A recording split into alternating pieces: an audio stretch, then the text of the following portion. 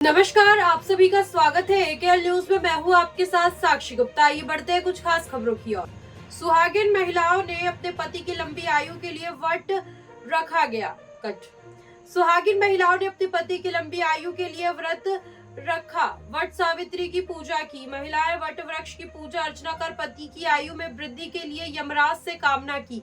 ये पूजा ज्येष्ठ माह के शुक्ल पक्ष की अमावस्या को किया जाता है। कहा जाता है कि इस दिन सावित्री अपने पति सत्यवान के प्राण यमराज से वापस लेकर आई थी, जिसके बाद उन्हें सती सावित्री कहा जाने लगा। नगर भटगांव सहित आसपास के अंचल में गुरुवार को महिलाएं वट सावित्री पर्व धूमधाम से मनाया। महिलाओं ने अपने पति की लंबी उम्र की कामना करते हुए निर्जला व्रत रखकर पूजा किया। सुबह से मंदिरों और वट वृक्षों के पास रौनक रही। भटगांव, विलाईगढ़, सारंगगढ़, बालौदा बाजार में महिलाओं ने परंपरागत तरीके से वट सावित्री पूजन करते हुए वट वृक्ष की परिक्रमा करते दिखे।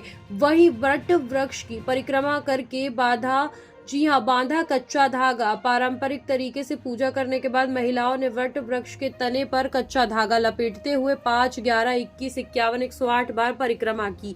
परिक्रमा के पश्चात वट सावित्री व्रत की कथा सुनी और बांस की टोकरी में वस्त्र, फल, मिठाई आदि रखकर दान किया। वट सावित्री व्रत को सौभाग्य, दीर्घायु और आरोग्य प्रदान करने वाला व्रत माना जाता है। हिंदू धर्म में ऐसी मान्यता है कि जो स्त्री वट सावित्री व्रत रखती है उसका वैवाहिक जीवन सुखमय होता है और पति को दीर्घायु मिलती है।